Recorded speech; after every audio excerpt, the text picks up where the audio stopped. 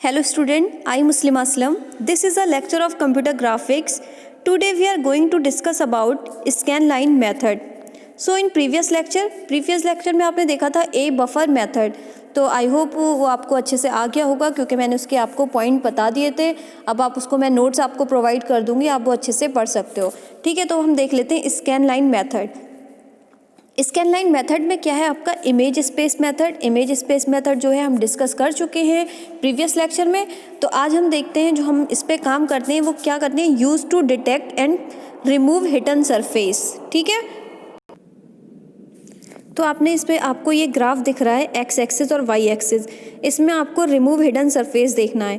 ठीक है, वही आपको शो करना है। तो आपको यहाँ पे दो सरफेस दिख रही हैं, एक दिख रही है S1 और दूसरी है S2।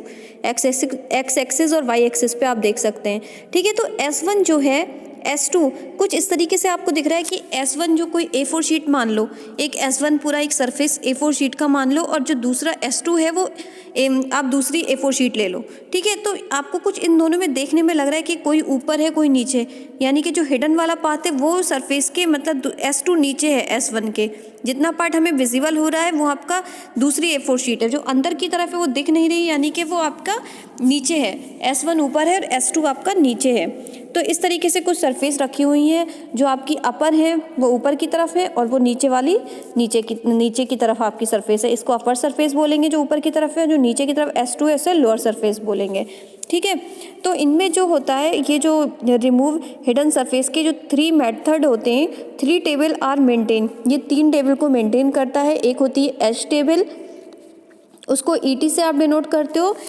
दूसरी होती है एक्टिव एच टेबल, उसको AET से डिनोट करते हो। पॉलीगन टेबल होती है, पॉलीगन को PT से। ठीक है, तो उसके लिए हमने जो टेबल बना रखी है नीचे आपको दिखती होंगी, ये देखिए आपको ये पूरी लिस्ट दिख रही है पहले वाले के लिए यानी कि ET के लिए। एच टेबल के लिए जो हमने बनाया है एक ब्लॉक में आपका X होगा। X क्या है, अगर हम किसी भी पॉलीगन को कंपेयर करते हैं तो X जो होता है वो मिन होता है, X मिन।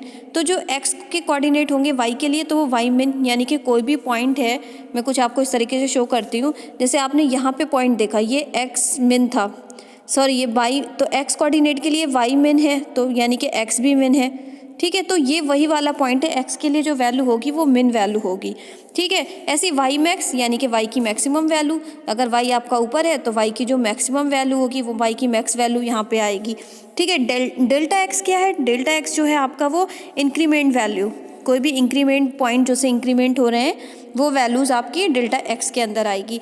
IT क्या होता है, ID जो है आपका वो है सरफेस की जैसे ID हैं, जैसे S1 S2 ये आपको दिख रही हैं, S1 एंड S2 जिस सरफेस के लिए वर्क करेगा यानी कि उसमें S2 आएगा या S1 आएगा। ठीक है, तो वो ID होती हैं, तो वो सरफेस के लिए ID हैं। तो ये आपकी जो है वो ET के लिए टेबल बनती है। ET के मतलब H टेबल के लिए बनती है। तो H टेबल की लिस्ट के लिए आपको क्या क्या ज़रूरत पड़ती है, X की, Y मैक्स की, डेल्टा X की और ID की।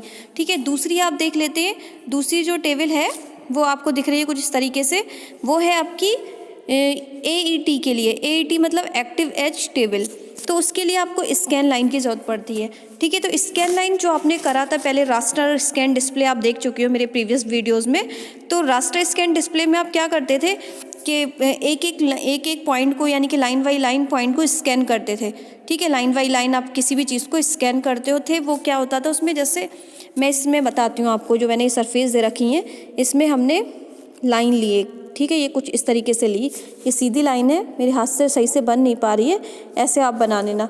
ये L1 हो गया और ये L2 हो गया। ठीक है, आप इसमें स्कैन करते हैं, स्कैन लाइन कौन सी है, L1 या L2 वो आएगी। ठीक है, ये जो L1 एंड L2 जो है स्कैन लाइन वो इसके अंदर आएगी कि कौन सी स्कैन लाइन को वो कर रहा है, तो उसकी मतलब एक तरीके की ID आएगी L1 या L2। ठीक है, और एजेस में क्या आएगा, एजेस में आप क्या देखोगे, स्कैन लाइन L1 क्या है, तो कौन सी एज इसको कवर कर रही है। जैसे स्कैन लाइन अगर L1 है तो वो कौन सी एज को कवर कर रही है, अगर जैसे L1 है तो कौन सी एज को कवर कर रही है। जैसे हम खाली L1 की बात करते हैं तो मैं बना के आपको दिखाती हूँ। जैसे ये स्कैन लाइन L1 है, ठीक है, तो कौन सी आपकी एजेस को कवर कर रही है। तो ये देखो सबसे पहले आई जब इन हो रही है सरफेस के अंदर, तो ए और बी एज को कवर कर रही है। फिर जैसे ही उसको मिला सी मिला, यानी कि सी और डी से एज कवर कर रही है। फिर उसे ई मिला, ई एफ, इस तरीके से वो लाइन को आपकी जो सरफेस को टच करती हुई कैसे कवर करती हुई जा रही है। ठीक है, तो ये आपका जो होता है वो एजेस में आएगा, ये कौन कौन सी एजेस कवर कर रही है स्कैन लाइन में। ठीक है, सरफेस में आपका क्या आएगा, सरफेस की आईडी आएगी वही S1 S2, मतलब कौन सी सरफेस को कर रही है, या तो सरफेस में कौन सी वो जा रही है, और आईडी दोनों सरफेस की आएंगी का दोनों सरफेस कर रही है। ठीक है, अब हम थर्ड देख लेते हैं। थर्ड जो टेबल है वो है आपकी पीटी की। तो PT polygon table, polygon table के लिए हमने क्या कर रखा है, पॉलीगन जो टेबल है आपकी उसमें आईडी आएगी पॉलीगन की कि कौन से पॉलीगन के लिए वर्क कर रहा है, और पॉलीगन कोफिशिएंट, पॉलीगन कोफिशिएंट के लिए मैंने आपको ये वैल्यूज़ दे रखी हैं। पॉलीगन की क्या होती है इक्वेशन, पॉलीगन की इक्वेशन क्या होती है, AX plus BY plus CZ plus D is equal to 0। अगर इनके कोफिशिएंट निकाले जाएँ तो क्या होंगे, A B C और D, ये आपके क्या होंगे, कोफिशिएंट होंगे पॉलीगन के। ठीक है, इनकी जो वो ये जो होंगे कोफिशिएंट वो यहाँ आएंगे पॉलीगन कोफिशिएंट के अंदर। ठीक है, तीसरा है आपका शेडिंग और कलर।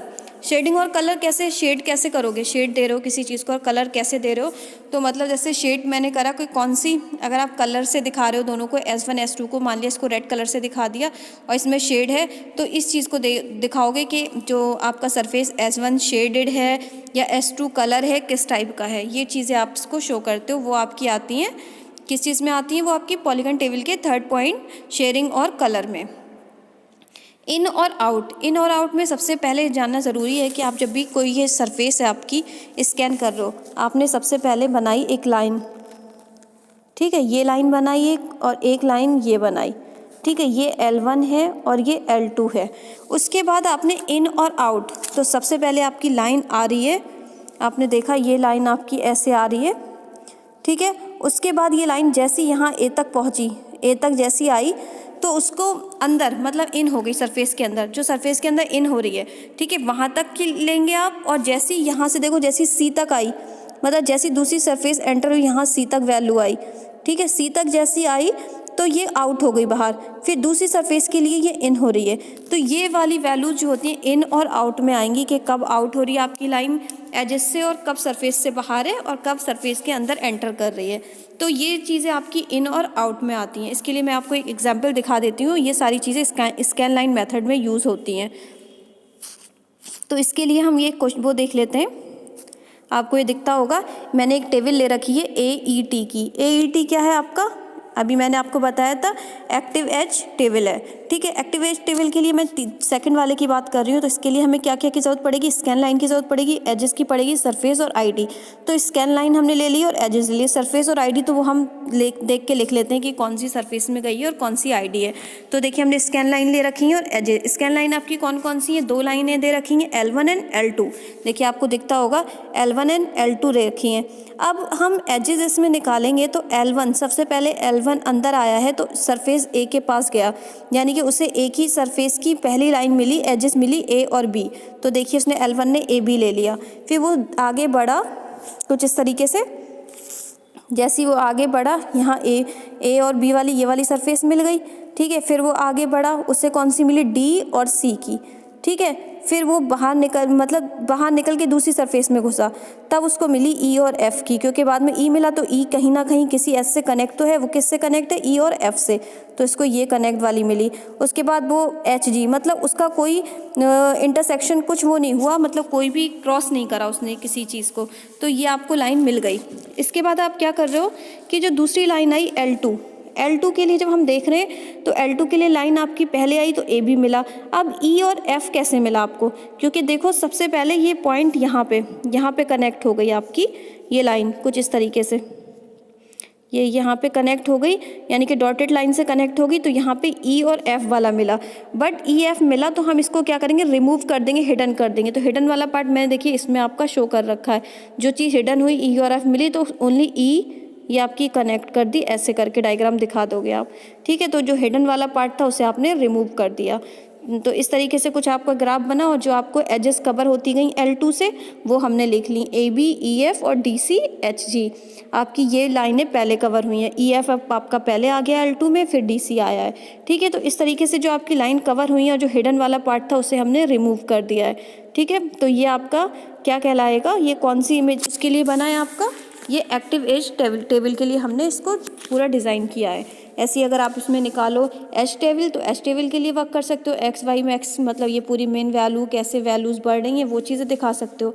ठीक है, तो ये स्कैन लाइन के तरीका था कि कैसे स्कैन लाइन करते हैं, इसके मैं आपको नोट्स प्रोवाइड कर दूँगी।